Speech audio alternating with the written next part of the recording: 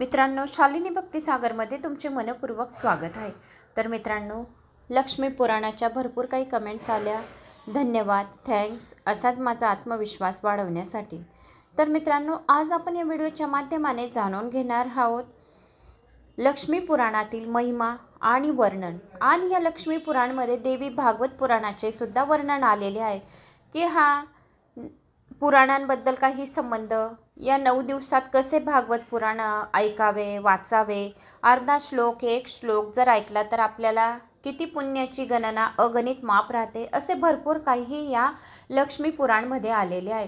तर आज आपण लक्ष्मी पुराणाला सुरुवात करूया। त्या अगोदर कोणी चॅनलला नवीन आलं असेल तर लाल बटनवर सबस्क्राईब करा, ऑलवर क्लिक करा आणि जास्तीत जास्त जणांना शेअर करा। कुठून कोणत्या गावात तुम्ही माझा हा व्हिडिओ ऐकत आहोत, आपल्या गावाची कमेंट्स नक्की करा। श्री गणेशाय नमो नमः। वक्रतुंड महाकाय सूर्यकोटि समप्रभ निर्विघ्नं कुरु मे देव सर्वकार्येषु सर्वदा। ओम लक्ष्मी नारायणाय नमः। ओम लक्ष्मी नारायणाय नमः। ओम लक्ष्मी नारायणाय नमः। ओम लक्ष्मी नारायणाय नमः। ओम लक्ष्मी नारायणाय नमः। शांताकारं भुजगशयनं पद्मनाभं सुरेशं विश्वाधारं गगनसदृशं मेघवर्णं शुभांगं लक्ष्मीकान्तं कमलनयनं योगिभिर्गम्यं वन्दे विष्णु सर्वलोकैकनाथं निवासं। श्री निवासा की जय। कोल्हापुर महालक्ष्मी माता की जय।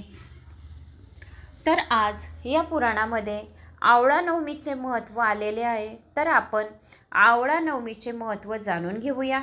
या वर्षी आवळा नवमी आपली 30 ऑक्टोंबर गुरुवारी 2025 गुरुवारी सुद्धा आपण आवळा नवमी करू शकता। शुक्रवारी 31 ऑक्टोंबर शुक्रवार 2025 आपण त्या दिवशी सुद्धा करू शकतात। तर 2 दिवस आपण गुरुवार या शुक्रवार कोणत्याही एका दिवशी जर आपण आवळ्याच्या झाडाची पूजा केली तरी सुद्धा चालेल। आवळ्याच्या झाडामध्ये जल, कच्चा दूध अर्पण करायचे। दीपदान आवळ्याच्या झाडामध्ये या झाडाजवळ केले तर आपल्याला वैकुंठ लोकची प्राप्ती होते। त्याशिवाय महालक्ष्मी आपल्यावर प्रसन्न होते। त्या झाडाखाली जेवण करणे, कनकधारा स्तोत्र, विष्णू सहस्र नावाचं या दिवशी पठण करणं, लक्ष्मी सहस्र नावाचं पठण करणं, लक्ष्मी पुराणाचं श्रवण पठण करणं अतिशय महत्त्वाचे आहे। जर कोणी मनुष्य रोगी असेल तर त्याला आवळ्याच्या झाडाखाली एक आवळा अर्पण करून तो आवळ्याचे ज्यूस, रस या आवळा खायला दिले तर त्याचा आजारपणा कसलाही असेल तरीसुद्धा दूर होईल, एवढे 100% गॅरंटी। हा दिवस दान धर्म करण्यासाठी अतिशय महत्त्वाचा मानला जातो। अक्षय नवमीच्या दिवशी जर आपण कुष्मांडा नवमी, आवळा नवमीच्या दिवशी जर आपण काही दान धर्म केले तर अक्षय पुण्याची प्राप्ती होते। अक्षय पुण्याची प्राप्ती म्हणजे कधीही क्षय न जाणारे। आपण जे काही पुण्यकर्म एक दीपदान करू तरी सुद्धा तो आपल्याबरोबर अक्षय राहील। अक्षय, जसे अक्षय तृतीयाला काहीही कार्य आपण जे करतो अक्षय राहते, कधीही त्याचा क्षय नाही, कधीही संपणार नाही, म्हणून त्याला अक्षय असे म्हणतात। म्हणून या दिवशी दीपदान आवळ्यावर आपल्याला गोलवात तुपाची याने घीची, तूप घी एकच आहे तर एक तुपाची वात आवळ्यावर ठेवायची आहे। ती वात आपल्याला तुळशीजवळ लावायची आहे। आवळ्याच्या झाडाजवळ सुद्धा आवळ्यावर दीपदान करायचं आहे। लक्ष्मी मातेला दीपदान करायचं आहे, शिवजींना दीपदान करायचं आहे, कारण की सर्वात महत्त्वाचं आवळा हा सर्व देवांना प्रिय आहे, म्हणून आवळ्याला अतिशय महत्त्व दिलं गेलं आहे। कुष्मांडा नवमी आणि आवळा नवमीच्या दिवशी आपण जर आवळ्याचा रस काढून तो अंगाला लावला, या आंघोळीच्या पाण्यात जर आपण टाकला तर आपले सर्व पापांचे नाश होते। आजूबाजू काही शक्ती, अनिष्ट शक्ती असेल, नजर दोष लागला असेल, या घरात कटकट चालू असेल तर ते कायमची दूर होईल, नकारात्मक ऊर्जेचा नाश होईल। म्हणून आवळा नवमीच्या दिवशी पाण्यामध्ये आवळा घाला, या आवळ्याचा रस घाला, या आवळ्याचा कलक अंगाला लावा, तरीसुद्धा सर्व पापांचा नाश झाल्याशिवाय राहणार नाही। आवळा हा अतिशय गुणकारी आहे, महत्त्वपूर्ण आहे। आवळ्या कसलाही याच्यावर लाभकारी आणि गुणकारी आहे, म्हणून आवळ्याला आवळ्या नवमीच्या दिवशी खूप काही महत्त्व दिलं गेलं आहे। या दिवशी आपण आवळ्याच्या झाडाखाली भोजन करू शकता। दूध, तूप, पंचामृत, घी, दही, शहद, साखर असे बनवून आपण पंचामृत आवळ्याच्या झाडाखाली पंचामृताचे आपण नैवेद्य देऊन ते प्राशन करू शकता। आवळ्याच्या झाडाखाली आपण खिरीचे नैवेद्य जर दान केले तर आपल्याला अक्षय पुण्याची भरपूर करोडो गुणा प्राप्ती होईल। या दिवशी खिरीचा प्रसाद जर श्री हरी विष्णूला अर्पण केला, माता लक्ष्मीला अर्पण केला तर आपल्यावर माता लक्ष्मी आणि श्री विष्णूची अतिशय कृपा लाभेल। म्हणून हा दिवस अतिशय महत्त्वाचा आहे। आवळा नवमी नुसतं आवळासुद्धा आपण श्रवण केलं या बोलले तरीसुद्धा आपल्या सर्व पापांचा नाश होतो। या दिवशी उपवास करतात, कोणी उपवास करायचा असेल तर उपवास करा, शक्यतो नाही होत असणार तर नका करू। फक्त आवळ्याच्या झाडाची पूजा केली तरीसुद्धा अक्षय पुण्याची प्राप्ती होईल, ज्यामुळे देवी लक्ष्मी आणि भगवान विष्णूची आपल्यावर कृपा प्राप्त होईल। समृद्धी आणि आरोग्यासाठी आवळ्याच्या झाडाची पूजा केल्याने सुख समृद्धी आरोग्य लाभते आणि पुण्य। या दिवशी आवळ्या वृक्षाची प्रदक्षिणा 11, 21, 5, 7, 9, 51, 101 यथाशक्ती तुमच्यात जेवढी शक्ती असेल तेवढे प्रदक्षिणा करा। याच्याने अत्यंत शुभ आणि पुण्यदायक मानले जाते। धार्मिक महत्त्व म्हणजे हे व्रत केल्याने भगवान विष्णू आणि देवी लक्ष्मी प्रसन्न होते, त्यांची कृपा प्राप्त होते। या दिवशी आपण कोणते उपाय करू शकता? आवळ्याची वृक्षाची पूजा, आवळ्याच्या झाडाखाली बसावे, त्यांची पूजा करावी, दान धर्म कर्जू लोकांना केल्याने पुण्यफळाची प्राप्ती होते। प्रदक्षिणा जेवढ्या केल्या तेवढ्या आपल्याला भगवान श्रीहरी आपल्यावर प्रसन्न होतो। आवळ्याच्या झाडाची पूजा करण्यामागे एक पौराणिक कथासुद्धा आहे। एकदा भगवान विष्णू एका झाडावर राहण्याची इच्छा झाली म्हणून त्यांनी आवळ्याच्या झाडात वास केला। त्यामुळे आवळ्याच्या झाडाची पूजा करणे सुद्धा खूप महत्त्वाचे मानले जाते। या दिवशी आपण जर कोणतेही कार्य केले तर त्याचे करोडो गुणा आपल्याला पुण्यफळाची प्राप्ती होते। म्हणून अक्षय नवमीच्या दिवशी, आवळा नवमीच्या दिवशी आपल्याला होऊ शकेल तेवढे शक्यतो ओम नमो भगवते वासुदेवाय नमः या मंत्राचा जप करावा। भगवान विष्णूच्या सहस्र नावाचा जप करावा। ओम श्रीम नमः। कनकधारा स्तोत्राचा पण आपण पाठ केला तर आपल्याला सोन्या समान एवढी धनसंपदा कुबेरा समान आपल्या जवळ येईल असे या शास्त्र आणि पुराणामध्ये सांगितले होते।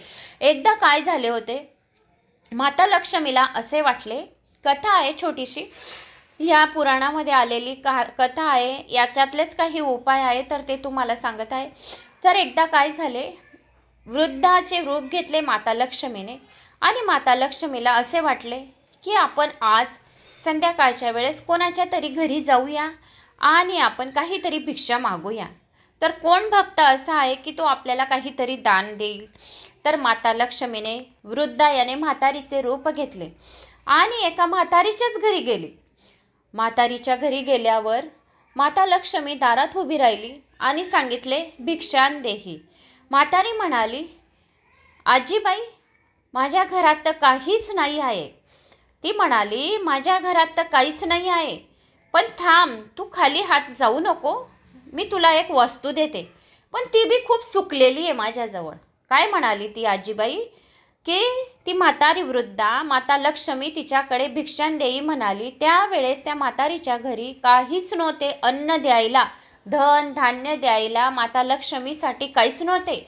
पण तू जाऊ नको, माझ्या दारावर आली आहे तर तू जाऊ नको, मी तुला एक वस्तू देते, पण ती बी खूप सुकलेली आहे, पण ती वस्तू काय आहे तू बघून घे। तर त्या म्हातारी बाईने, त्या वृद्धाश्रीने एक आवळा आणला आणि तो आवळा एवढा लाल पिंगट पडलेला होता, सुकलेला आवळा माता लक्ष्मीच्या झोलीमध्ये टाकून दिला आणि ही माझ्या घरात ही एक आवळा आहे, तू हा एक आवळा घेऊन जा आणि मला आशीर्वाद देऊन जा, पण खाली हात माझ्या दारातून जाऊ नको। त्यावर माता लक्ष्मी एवढी प्रसन्न झाली की तिचे घर सर्व सोन्यांच्या आवळ्यांनी भरून दिले। म्हणून या दिवशी आवळा माता लक्ष्मीला आणि आवळा भगवान विष्णूला अर्पण करण्यामागे आपल्याजवळ कुबेरासारखे धनाची प्राप्ती होईल असे पुराणांमध्ये सांगितले आहे। तर पुराणामध्ये ही छोटीशी कथा होती तर ती तुम्हाला सांगितली। अजून एक कथा आहे त्यामागे, आवळा नवमीला आवळ्याची झाडाची पूजा करून त्याखाली भोजन ग्रहण करण्याची परंपरा स्वतः देवी लक्ष्मी यांनी सुरू केली होती। या संदर्भात एक कथा की जेव्हा देवी लक्ष्मी पृथ्वी भ्रमणासाठी आली तेव्हा रस्त्यात त्यांना प्रभू विष्णू आणि शिव या दोघांची सोबत पूजा करण्याची इच्छा जागृत झाली।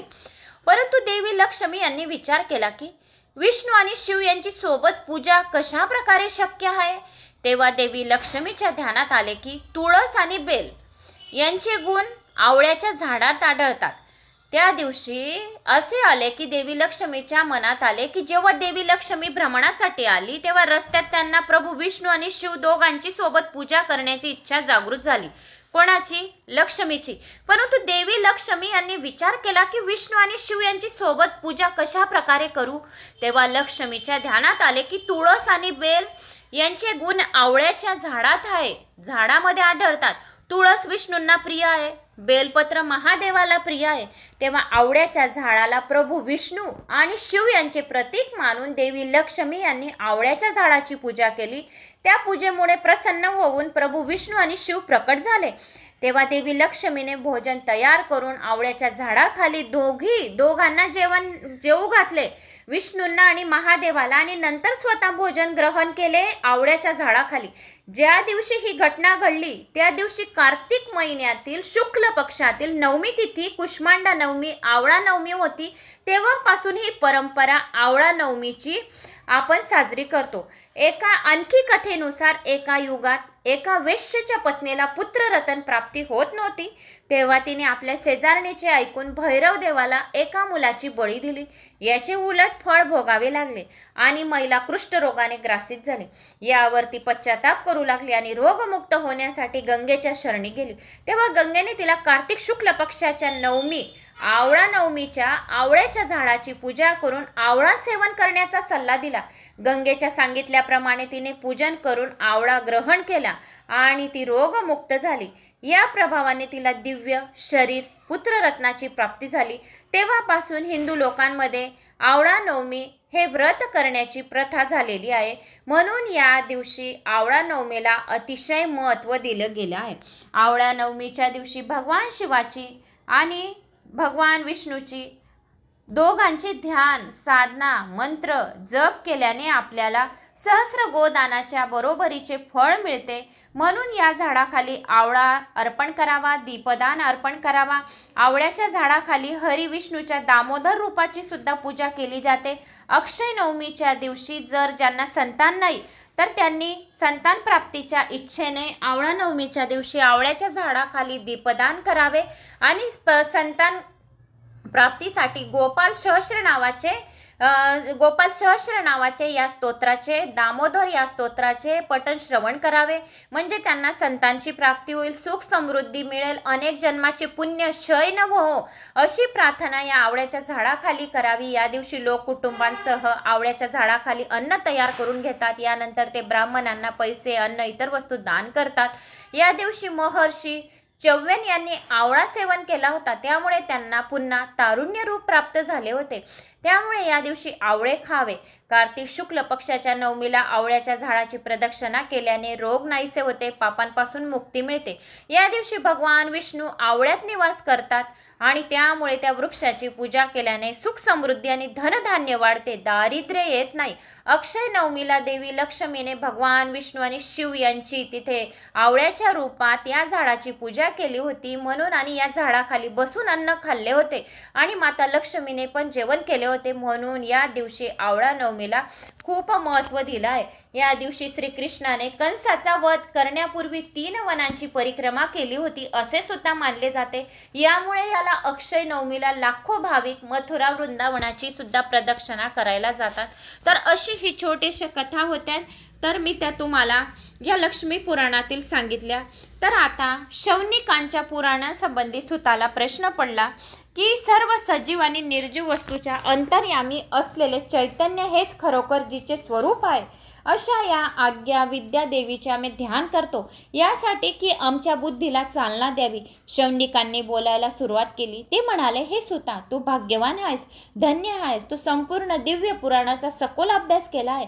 हे निष्पापा, ही 18 पुराणे व्यासांनी सांगितली, ती तू उत्तम प्रकारे पठन केलीस. गूढ रहस्यांनी भरलेली अशी ती 5 लक्षणांनी सुशोभित पुराणे सत्यवतीचे पुत्र व्यास यांच्याजवळून तू आत्मसात केलीस.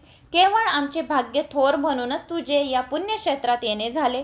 हे क्षेत्र ऋषी मुनींना संतोषदायक कलयुगाच्या दोषापासून मुक्त आहे. आमचा सर्व मुनींचाच असा हा एक संघ आहे. आम्हाला या समयी पवित्र अशी पुराणसंहिता ऐकायची इच्छा आहे आणि उत्पन्न झाली आहे, तर ती तू आम्हाला सांग. हे सर्वज्ञ, दीर्घायुष्य हो, निरामयी हो. आता आम्हाला ब्रह्मसंमत पुराण सुरुवातीला ऐकव. कान वगैरे इंद्रिय लाभूनही मानव विषय संवाद घेण्याच्या बाबतीत जेवढा उत्सुक असतो, तेवढ्या विधीने त्याला भुरळ पडल्यामुळे पुराणे ऐकण्याच्या बाबतीत मात्र नसतो. ज्यामुळे 6 प्रकारची रसांनी जिभेसहित सर्व इंद्रियांची तृप्ती होते. तसेच बुद्धिमान सत्पुरुषांनी कानांना आल्हाद देणारी वचने सांगितली आहेत. कान नसलेले सर्पसुद्धा शब्द ऐकून मोहित होतात, पण जे कान असूनही पुराणे ऐकत नाही त्यांना कानच नाहीत असे समजावे का? यासाठी हे सुद्धा आम्ही सर्व विप्रवर्ग कथेचे श्रवण करावे या हेतूने इथे एकत्र जमला आहोत. हे पवित्र नैमिषारण्यात कलीच्या भीतीपासून मुक्त आहे. काहीतरी करून काळ तर कंठलाच पाहिजे. मूर्खांचा सर्व काळ व्यसनामध्ये जातो, तर शहाण्यांचा शास्त्र अभ्यासा पुराणे वाचण्यामध्ये. शास्त्रे सुद्धा असे चमत्कारिक आणि परस्पर विरोधी मतांनी भरलेली आहेत. त्याच्यातही वादविवाद आहे. पुराणे पण सात्विक वगैरे प्रकारांनी 3 तऱ्हेची आहेत. शिवाय या निरनिराळ्या शास्त्रांमध्ये वितंडवादामुळे गर्व निर्माण होतो. वेगवेगळ्या तऱ्हेची उलट विधाने त्यात आहेत. त्या वेदशास्त्रात सत्वगुणयुक्त, मीमांसाशास्त्र रजोगुणयुक्त आणि न्यायशास्त्र तमोगुणयुक्त, तशीच पुराणे सुद्धा 3 गुणांनी युक्त कथांनी भरली आहेत. तू 5 लक्षणवाली पुराणे म्हणतोस, त्यातले हे 5वे जे आहे तर ते श्रीमद देवी भागवताचे वेद मान्य आहे आणि तू पूर्वी म्हटल्याप्रमाणे सर्व लक्षणांनी युक्त आहेत. तसेच मुमुक्षांना मुक्ती देणारे व धार्मिकांना धर्मशिक्षण देणारे आहेत. तर हे पवित्र देवी भागवत पुराण ऐकवायची आम्हाला सर्वांना उत्कंठा लागली आहे. म्हणून तू आम्हाला असे हे श्रेष्ठ पुराण सविस्तरपणे सांग. तेव्हा तुझे श्रेष्ठ गुरुभक्तीमुळे व्यासांनी तुला हे संपूर्णपणे शिकवले आहे आणि हे धर्मज्ञ तू सुद्धा ते समजून घेतले आहेस. हे सर्वज्ञ, आम्हाला तुझ्याकडून इतर अनेक पुराणे ऐकली, पण ज्याप्रमाणे कितीही अमृत प्याले तर देवांचे समाधान होत नाही, तसे कितीही आम्ही पुराण ऐकली तर आमचे समाधान होत नाही आहे. फरक एवढाच आहे की मुक्ती देण्याची पात्रता नसल्यामुळे अमृताचा आम्ही धिक्कार करतो, पण देवी भागवत रूपी अमृतामुळे मात्र मनुष्य संकटातून तत्काळ मुक्त होतो. सुता, आम्हा सर्वांना हजारो यज्ञ केले तरीही आम्हाला शाश्वत शांतीचा लाभ झाला नाही, कारण यज्ञामुळे स्वर्ग मिळतो आणि नंतर पुन्हा जन्म घ्यावा लागतो. अशा प्रकारे या संसाराच्या चक्रामध्ये मानव सतत फिरत राहतात. म्हणून तू रसाळ असे पवित्र देवी भागवत पुराण ऐकव. ते मुक्ती देणारे असल्यामुळे मुमुक्ष जनाचे आवडते आहे. हे लक्ष्मी पुराणमध्ये देवी भागवत पुराणाचे वर्णन आपण ऐकत आहोत. आता देवी भागवताचे थोडक्यात वर्णन काय आहे तर ते आपण जाणून घेऊया. सुताने बोलावयास सुरुवात केली. तो म्हणाला, अहो, मी खरोखरच धन्य आहे व भाग्यवान आहे, कारण की तुम्ही माझ्याकडूनच वेद प्रसिद्ध पुराण कथा ऐकण्याची इच्छा करून मला पावन केले आहे. ते असो, मी आता सर्व श्रुती समस्त सर्व शास्त्रांमधील श्रेष्ठ असे पुराण कथान करतो. भक्तियुक्त मनाने हे देवी पुराण मी सविस्तरपणे तुम्हाला सांगतो. या देवीच्या पदकमलाचे ध्यान मुनी नेहमी करत असतात आणि ब्रह्मदेवांसह सर्व देवगण सेवा करतात. तीच पदकमले मुक्तिदायक असतात. तिला वेदांनी आद्या पराविद्या असे नाव दिले आहे. ती सर्वज्ञ आहे, सर्व बंधने तोडणारी आहे, सर्व आशयांमध्ये तीच आहे. तिला दुरात्मे लोक जाणू शकत नाही, पण मुनींना मात्र ती ध्यानात लगेच येते, साक्षात दिसते, जी आपल्या त्रिगुणात्म शक्तीने व सत अस्द्रूप जगाची निर्मिती करते, रक्षण करते. आणि कल्पांतचे असे मत आहे की ब्रह्मदेव सृष्टी रचना करतो आणि वेदांती पुराणिक सुद्धा तसेच मानतात.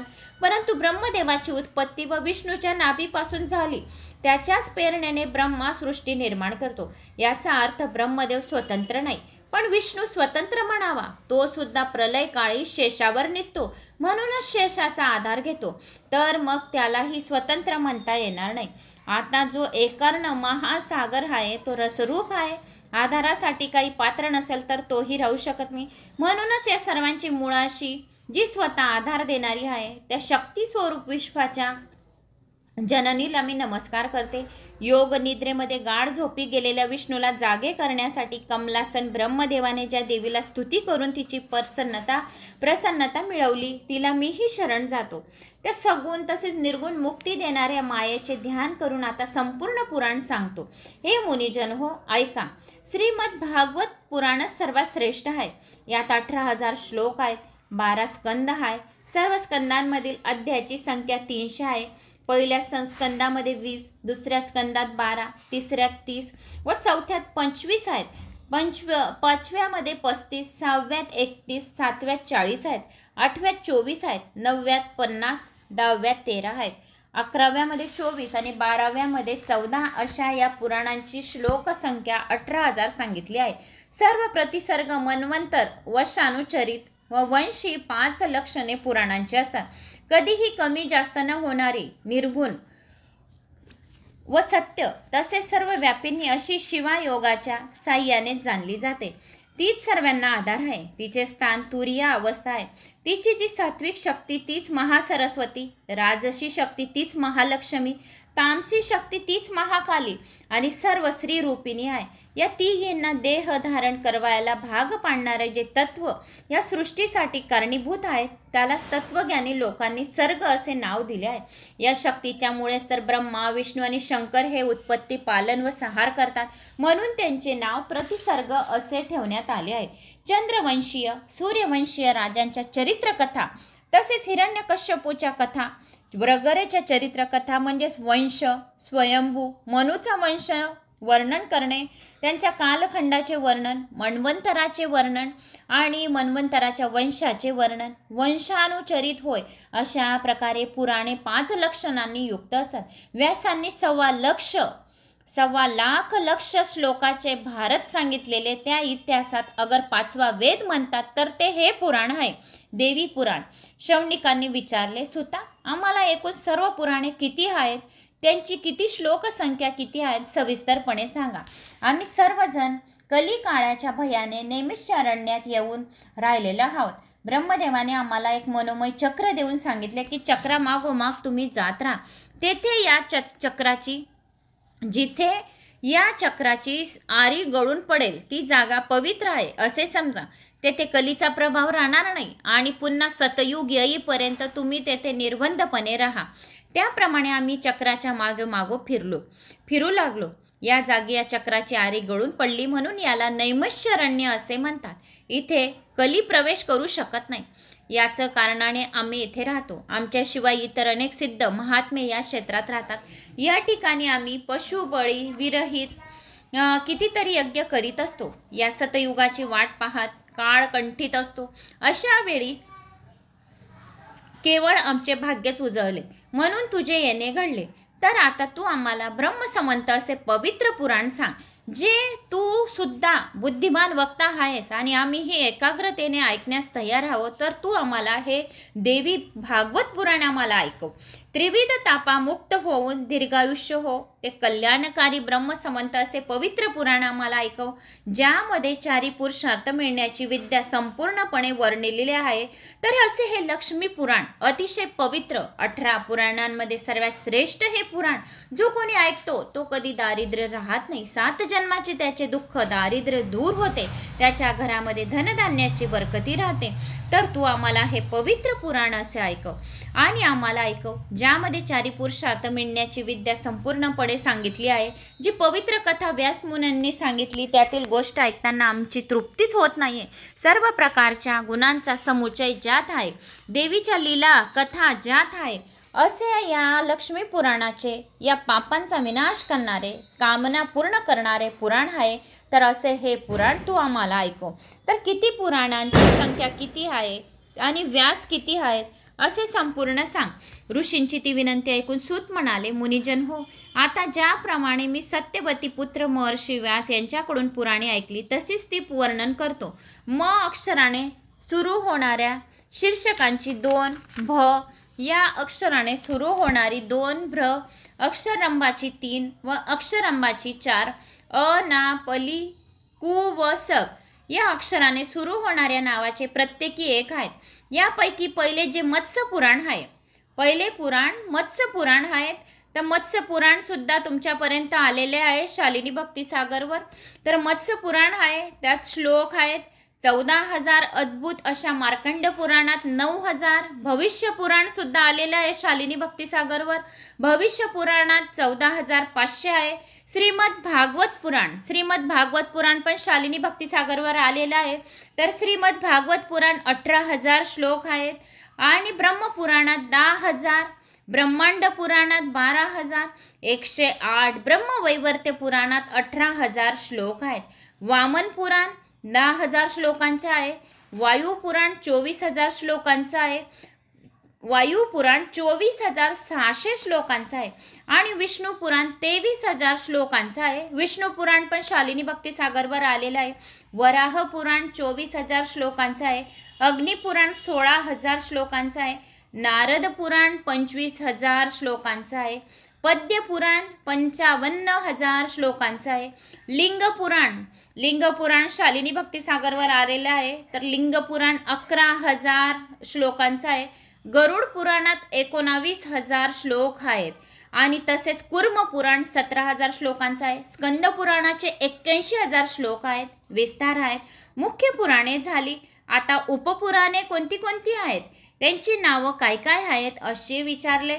सनत कुमार, नारसिंह, नारद, शिव, दुर्वासा, कपिल, मानव, औष्णस, वरण, कालिका, नंदी, साम, आदित्य, माहेश्वरी आणि वसिष्ठ.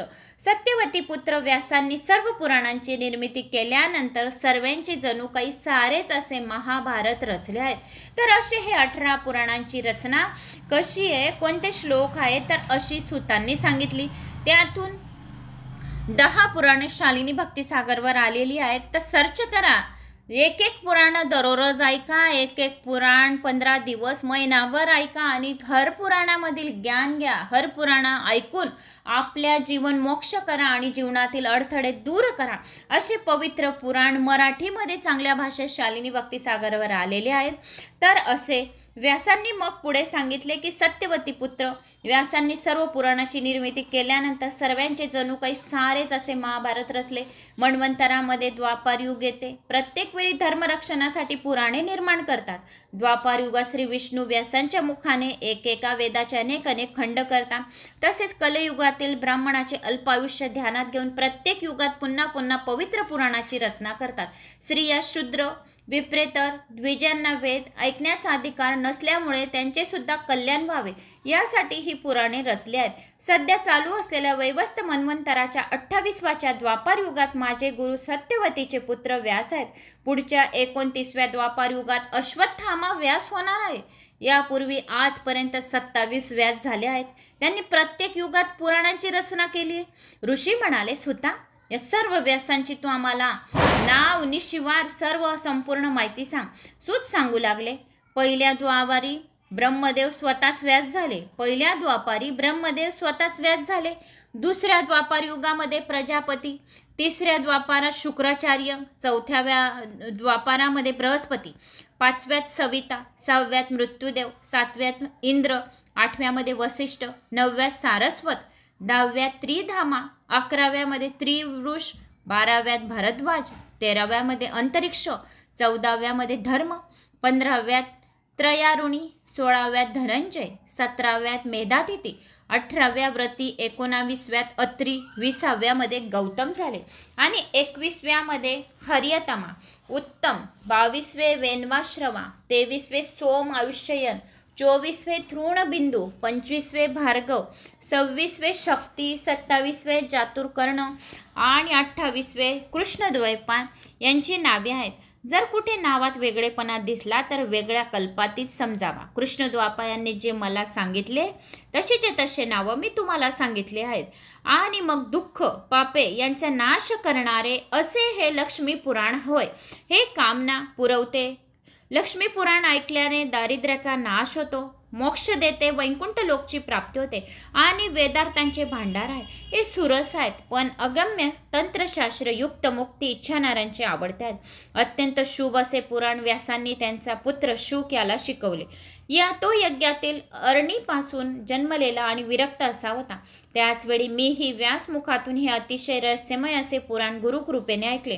अयोनिस संबंध अशा बुद्धिमान पुत्राला ते संपूर्ण पुराण व्यास शिकवित असताना दैवयोगाने मला ते अतिप्रभावी असे पुराण ऐकास मिळाले. हे मुनिश्रेष्ठ हो, हे लक्ष्मी पुराण म्हणजे वेदरूपी कल्पवृक्षाचे फळ आहे. या भयंकर अशा संसार सागरातून तरुण जावे व या इच्छेने अनेक सुरस आख्याने कालरूपी पेल्याने प्राशन केली. कलीच्या भयाने अद्भुत कथा ऐकून मुक्त न होणारा अशी कुणी या भूमीवर असेल का? महापापी, वेदविरहित, आचारभ्रष्ट असा मनुष्य जर कोणत्याही निमित्ताने का होईना जर ऐकेल तर तो सुद्धा सुखभोग भोगून घेईल. अंतकाळी योग्याप्रमाणे देवी भगवतीच्या प्रसादाने चिरंतन गतीला जातो. ही भगवती कुणाच्या हृदयात प्रकट होते असे विचारलं तर ती निर्गुण आहे. हरिहरांना अगम्य अशी विद्यारूपिणी आहे. समाधीशिवाय न दिसणारी पण पुराणांवर प्रेम करणाऱ्या आणि आवडणाऱ्या ऐकणाऱ्याच्या हृदयात मात्र ती स्वतः महालक्ष्मी प्रकट होते. निर्दोष असे मानवी शरीर मिळून सुद्धा जर या संसार सागरातून तारून नेणारे जहाजात अशा सौख्य आणि मुक्ती देणाऱ्या या कथेचे निस्ते जो कोणी फक्त श्रवण सुद्धा करेल तरी सुद्धा त्याला करोडो अश्वमेघ यज्ञ केल्याचे पुण्यफळाची प्राप्ती होईल. अशा या सौख्य आणि मुक्ती देणाऱ्या या कथेचे जो श्रवण करणार नाही त्याचा दैवाने घात केला असे समजावे. 2 कान मिळाले आहेत तर विषयाच्या आवडीमुळे कथा न ऐकता मिटक्या मारीत तो परनिंदा मात्र ऐकतो. खरोखरच आत्मज्ञान देणारी अशी ही कथा होती. तर असे ह्या लक्ष्मी पुराणमध्ये तुम्हाला किती पुराणं आहेत, किती वेद आहेत, तर अशी संपूर्ण जानकारी दिली. आणि आवळा नवमीची कथा काय होती, आवळा नवमीला कोणते उपाय करावे तर मी त्यात तुम्हाला या व्हिडिओच्या माध्यमाने सांगितले. तर मला अशी आशा आहे की तुम्हाला माझा हा व्हिडिओ आवडला असेल. आवडल्यास लाईक, शेअर, सबस्क्राईब करा. जास्तीत जास्त जणांना शेअर करा. शालिनी भक्तिसागर इंस्टाग्रामची माझी आयडी आहे, तर सर्च करा आणि त्या आयडीला पण फॉलो करा. त्या आयडीला पण पुढे घेऊन जा. तिकडे पण उपाय रील सुरू आहेत. कमेंट्स बॉक्समध्ये जय माता लक्ष्मी करायला विसरू नका. जय माता लक्ष्मी, जय श्री महाकाल.